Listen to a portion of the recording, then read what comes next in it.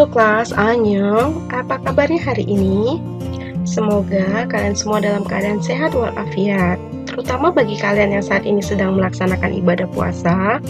Semoga dilancarkan dalam menjalankan ibadah dan selalu dalam kondisi fit untuk melaksanakan aktivitas setiap hari.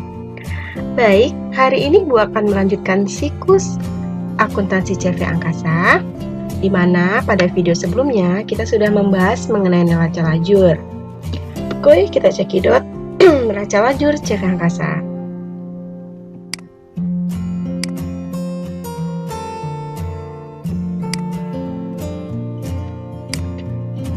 Oke, ini contoh neraca lajur CV Angkasa yang sudah Ibu selesaikan, di mana nanti Ibu akan menjelaskan kembali langkah-langkah menyelesaikan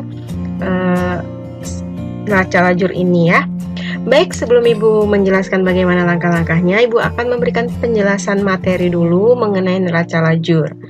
Oke, dimana seperti penjelasan Ibu sebelumnya, bahwa neraca lajur ini nanti digunakan untuk memudahkan dalam penyusunan laporan keuangan. Baik, dari mana kita mendapatkan angka-angka atau akun-akun ini? Nah, Ibu akan memberikan penjelasan dari awal lagi ya. Nah, untuk akun, nah ini ya, dari akun, nama akun, dan neraca saldo ini, kita akan memperoleh ini dari neraca saldo. Ya, caranya kalian cukup mengcopy neraca saldo 31 Desember 2011 ya, yaitu neraca saldo yang hasilnya kita input dari buku besar ya. Nah, neraca saldo ini yang akan kita copy ya. Ini saja yang langsung kita copy. Nah, kita pindahkan ke neraca lajur. Nah, ini jumlahnya 106 ya, 106.100.000. Nah, sama ya. Oke. Setelah kalian input ini, nah barulah neraca lajur ini bisa kita selesaikan. Nah, yang pertama yang harus kita selesaikan yaitu jurnal penyesuaian. Dari mana kita input jurnal penyesuaian ini? Dari jurnal penyesuaian ini kita input, kita pindahkan ke sini dengan menggunakan rumus sum if. Nah, ini juga sudah Ibu jelaskan pada video sebelumnya. Silahkan kalian cek lagi videonya jika masih kurang paham mengenai bagaimana cara menginput penyesuaian ini ya, jurnal penyesuaian ini. Kemudian, nah ini adalah yang akan kita kerjakan hari ini ya, dari NSP sampai neraca. Nah, untuk NSP sendiri ada penjelasannya ya. Dari mana angka-angka NSP ini kita peroleh, yaitu neraca saldo setelah disesuaikan. Nah, angka-angka ini kita peroleh dari angka neraca saldo yang sudah disesuaikan di jurnal penyesuaian, seperti itu. Kita contohkan kas. Nah, kas ini contoh ya, debitnya ada 20.145.000. Nah, sementara pada jurnal penyesuaian tidak terjadi transaksi debit ataupun kredit, tidak ada transaksinya, maka jumlahnya langsung saja kita input sejumlah yang sama, yaitu sebesar 20.145.000, seperti itu. Nah, sama seperti piutang ya. Di piutang di neraca saldo jumlahnya 450.000. Nah, kemudian di NSP juga jumlahnya sama, yaitu sebesar 450.000 karena tidak ada terjadi perubahan di jurnal penyesuaian. Nah, untuk angka-angka atau saldo-saldo yang tidak terpengaruh oleh penyesuaian, maka tinggal dipindahkan saja. Contohnya lagi seperti tanah, gedung ya. Nah, ini kan tidak terjadi perubahan di jurnal penyesuaian, maka langsung saja angkanya kita pindahkan, seperti itu. Nah, namun bagi angka yang terjadi penyesuaian ya, maka itu harus disesuaikan dulu. Kita contohkan dulu asuransi dibayar di muka. Nah, asuransi dibayar di muka, neraca saldo di neraca saldo tertera sebesar 750.000, sementara di jurnal penyesuaian terjadi penyesuaian, yaitu di sebelah kredit sebesar 350.000. Maka debit ketemu kredit, maka akan terjadi pengurangan, sehingga di neraca saldo disesuaikan saldonya menjadi berkurang tinggal 375.000. Seperti itu. Nah, sama halnya seperti iklan dibayar di muka. Ya, iklan dibayar di muka di neraca saldo tidak ada angkanya atau tidak ada saldonya. Sementara di jurnal penyesuaian terdapat jumlah sebesar 1.500.000 di sebelah debit, sehingga di neraca saldo setelah disesuaikan jumlahnya menjadi 1.500.000 seperti itu. Nah, kita cek yang kredit. Yang kredit, nah nih, akumulasi penyusutan gedung. Nah, di neraca saldo sebesar 1.500.000 di sebelah kredit ya. Di jurnal penyesuaian terjadi penambahan di sebelah kredit juga sebesar 1 juta, sehingga di neraca saldo setelah disesuaikan jumlahnya menjadi 2.500.000. Nah, begitu. Jadi akun-akun yang terjadi penyesuaian harus kita sesuaikan angkanya, tidak boleh kita pindah-pindahkan saja. Nanti hasilnya jadi tidak benar seperti itu. Nah, kemudian semuanya kalian input di sini. Semua akun harus diinput di neraca saldo. Tidak boleh ada akun yang terlewat.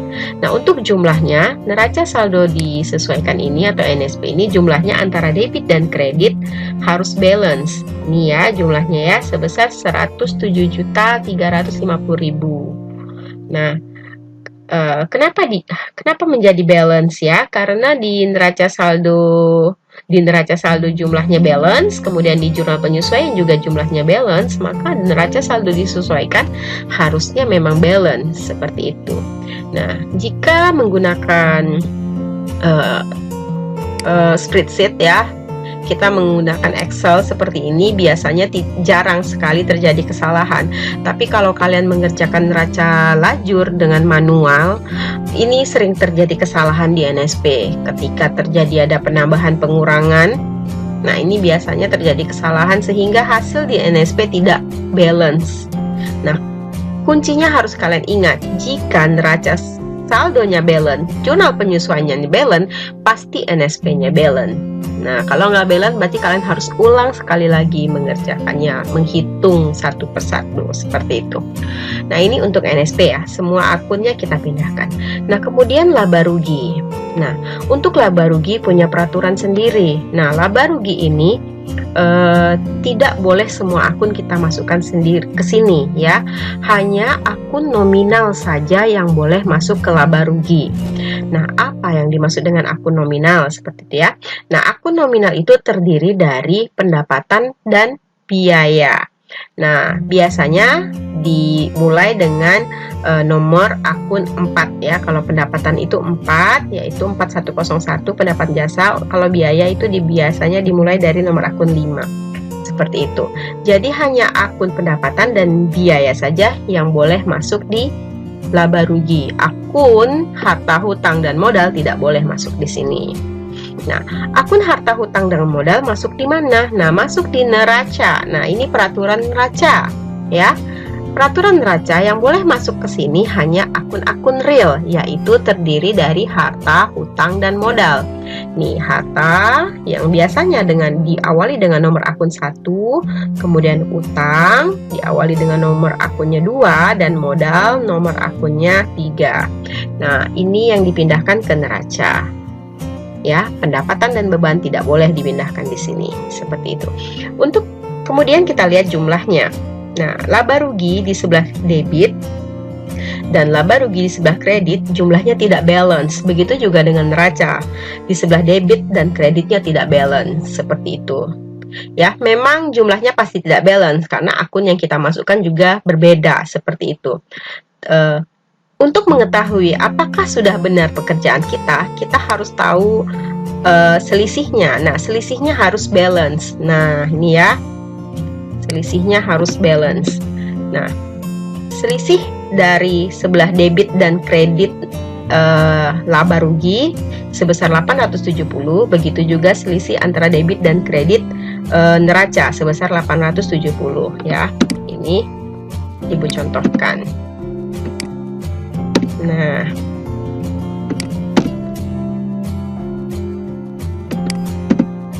ya, jadi selisihnya harus balance seperti itu. Oke. Nah, kalau selisihnya sudah sama, baru kita tahu bahwa pekerjaan kita benar. Oke, untuk penjelasan laba rugi neraca lajur, Ibu rasa sudah cukup. Nah, kita lanjut saja bagaimana cara mengerjakan atau menyelesaikan NSP laba rugi dan neraca. Oke, mari kita lihat langkah-langkahnya.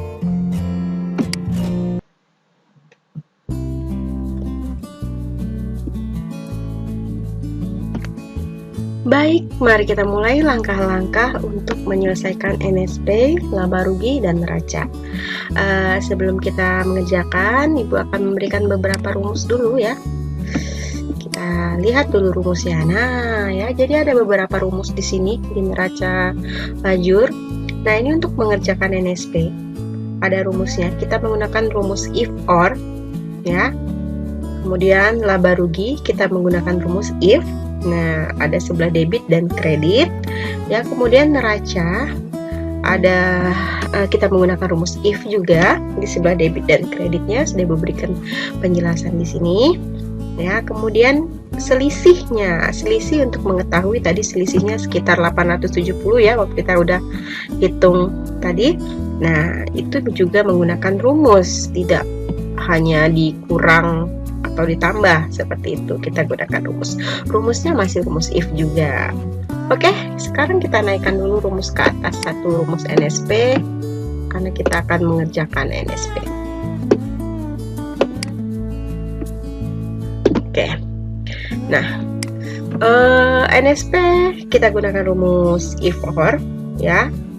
Jadi maksudnya di sini jika ya ada logical testnya ya. Logical testnya itu adalah jika neraca saldo di sebelah debit ditambah dengan jurnal penyesuaian sebelah debit dikurang jurnal penyesuaian di sebelah kredit lebih kecil dari 0, atau neraca saldo di sebelah kredit ya lebih kecil atau lebih besar dari 0. Nah, itu ada logical testnya. Value if true-nya itu 0, value is false-nya itu rumus yang tadi ya, yaitu neraca saldo di sebelah debit ditambah jurnal penyesuaian di sebelah debit dikurang jurnal penyesuaian di sebelah kredit. Nah, itu untuk mengisi NSP sebelah debit ini. Oke, kita lanjut. If-nya boleh pakai huruf besar atau huruf kecil, nggak masalah ya. Nah, tadi logical satunya ya, karena kita ingin mengisi yang di sebelah debit ini, maka arahkan ke sini ya. Jika neraca saldo sebelah debit ya ditambah jurnal penyesuaian di sebelah debit dikurang jurnal penyesuaian di sebelah kredit ya lebih kecil dari 0 seperti itu. Atau logical test yang kedua, neraca saldo di sebelah kredit lebih kecil atau lebih besar dari 0, kita tutup kurung ya. Ini or-nya tadi ya, ini untuk or. Nah, value if true-nya, ini value if true-nya 0, kemudian titik koma lagi. Value is false-nya sama seperti rumus yang tadi, yaitu jurnal penyesuaian neraca saldo debit ditambah jurnal penyesuaian debit kurang jurnal penyesuaian kredit, tutup kurung, enter. Nah, itu kemudian salin ke bawah. Oke, kita lanjut ke NSP sebelah kredit.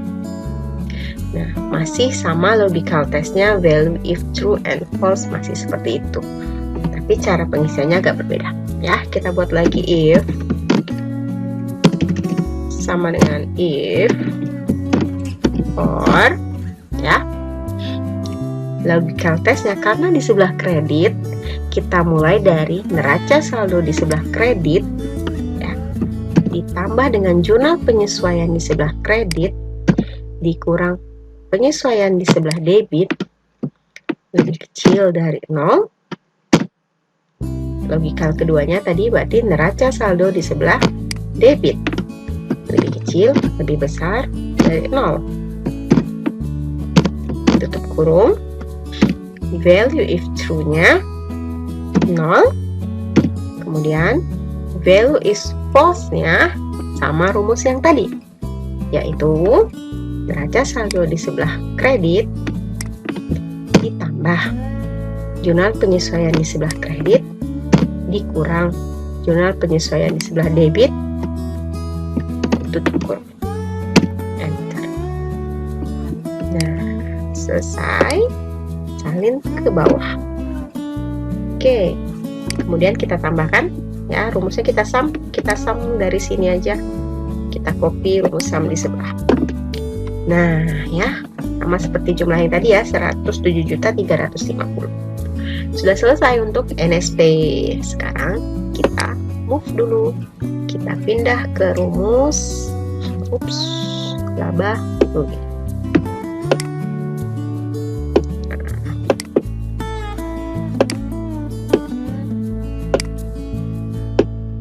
Nah, untuk laba rugi tadi sudah Ibu ceritakan bahwa yang boleh masuk di sini hanya akun nominal yang dimulai dari nomor akun 4. Nah, ya jadi oleh karena itu rumusnya, jika nomor akun lebih besar atau sama dengan 4.000, maka jika mencari yang sebelah debit, NSP sebelah debit, kemudian 0 ya. Ini untuk value is false-nya. Kita mulai ya. If ya nomor akun ya lebih besar atau sama dengan 4.000 ya, titik koma, value is true-nya NSP sebelah debit karena kita mencari laba rugi sebelah debit. Nah, titik koma lagi, 0 ya, value is false-nya. Oke, enter. Kita salin ke bawah. Oke ya, seperti itu. Kita lanjut di laba rugi sebelah kredit. Sama dengan masih ya rumus yang tadi, if dulu. If nomor akun ini ya lebih besar atau sama dengan 4.000, titik koma. Nah, karena kita mencari laba rugi sebelah kredit, maka NSP-nya kita klik di sebelah kredit. Titik koma lagi, value is false-nya 0. Enter. Nah, kemudian kita salin ke bawah. Oke, ya. Kita jumlahkan. Copy saja penjumlahan dari sebelah. Nah, seperti itu. Untuk laba rugi sudah selesai. Ya. Sekarang kita lanjut lagi neraca. Nah, untuk neraca tadi syaratnya yang boleh masuk di sini hanya akun real ya, yaitu harta hutang dan modal yang biasanya diawali dengan nomor akun 1, 2, dan 3. Nah, oleh karena itu rumusnya sama dengan if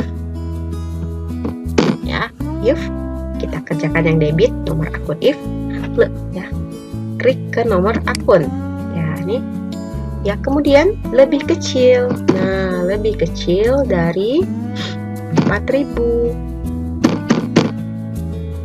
titik koma, value is if true-nya. Karena kita carinya neraca di sebelah debit, maka NSP-nya yang diklik sebelah debit. Nah, titik koma lagi, value if false-nya 0. Enter. Lalu kita salin ke bawah. Oke. Sekarang neraca di sebelah kredit sama dengan if ya, kita arahkan lagi ke nomor akun, kemudian harus lebih kecil karena angkanya yang kita mau adalah yang muncul nanti 1, 2, dan 3, makanya lebih kecil dari 4.000 ya, titik koma, value if true-nya Karena neraca yang di sebelah kredit, maka di sini NSP-nya juga yang di sebelah kredit. Nah, titik koma lagi, value is false-nya 0.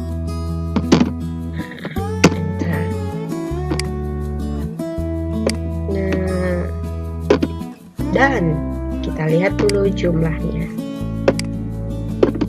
Oke. Ya, kita turunkan lagi rumusnya. Ya. Nah, jadi tadi ini adalah NSP. Harus balance tadi ya. Kemudian ini adalah laba rugi. Laba rugi itu tidak mungkin balance ya. Kalau balance berarti dia nggak ada laba atau nggak ada rugi gitu ya pada kenyataannya. Antara pendapatan dan pengeluarannya sama, jadi gitu maksudnya. Nah, ya ini contohnya. Ini untuk NSP, laba rugi, dan neraca. Nah, tadi kan sudah Ibu katakan bahwa untuk mengetahui pekerjaan kita benar atau salah, kita harus tahu dulu selisihnya, dan selisihnya itu harus sama, begitu ya. Nah, dalam spreadsheet itu, kalau untuk mencari selisihnya tidak boleh kita seperti rumus yang Ibu ajarkan tadi ya, untuk carinya hanya ini dikurang ini, meskipun pada proses perhitungan manualnya adalah hanya ini sebelah kredit dikurang sebelah debit. Nah, ini perhitungan manualnya seperti ini ya. Nah, tapi kalau dalam spreadsheet kita harus hitung dengan menggunakan rumus. Nah, jadi ada rumusnya. Nah, rumusnya itu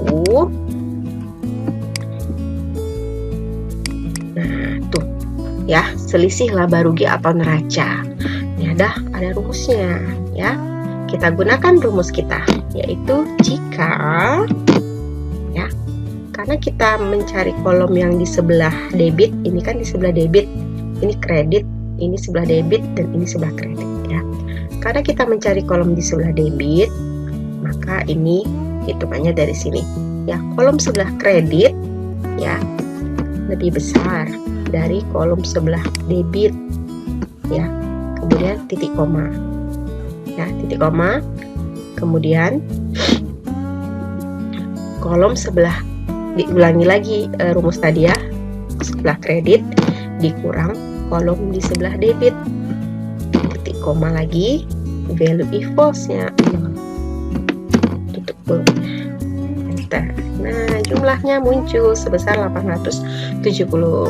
Nah, untuk mencari yang di sebelah kredit, sama dengan kita balikkan ya. Nih, jumlah di sebelah debit besar dari jumlah sebelah kredit, titik koma, kemudian kita ulangi rumusnya. Di sebelah debit, kolom debit dikurang kolom kredit. Nah, kredit, titik koma, 0. Ups. Oh, ini if-nya belum dibuat, pemirsa. Terlalu semangat. If-nya terlupakan. Oke. Nah, untuk neraca, rumusnya sama juga. Kalau mencari di sebelah kredit, di debit, ini kita cari yang angka selisih di sebelah debit, maka kita mulai dari kolom yang di sebelah kredit ya. Kolom sebelah kredit lebih besar dari kolom sebelah debit, titik koma, kolom sebelah kredit dikurang kolom sebelah debit, titik koma, 0. Nah, karena kita mencari kolom yang di sebelah kredit sekarang, seperti rumusnya, if, jangan lupa if kolom sebelah debit lebih besar dari kolom sebelah kredit, titik koma, kolom sebelah debit dikurang kolom sebelah kredit, titik koma, 0. Hanya pengulangan rumus aja ya, jadi nggak susah. Nah, tuh jumlahnya berarti sama, balance. Begitu, berarti kerjaannya benar. Kita kasih kolom dulu ya. Nah, Untuk kerjaan selanjutnya, ini kita tinggal tambahkan. Yang ini nggak perlu pakai rumus. Tinggal ini ditambah dengan ini. Nah, ya. Oke, kita copy rumusnya ke samping. Nah, jadi jumlah yang harus balance itu jumlah akhirnya di sini. Jumlah setelah ditambahkan dengan selisih. Itulah yang harus balance.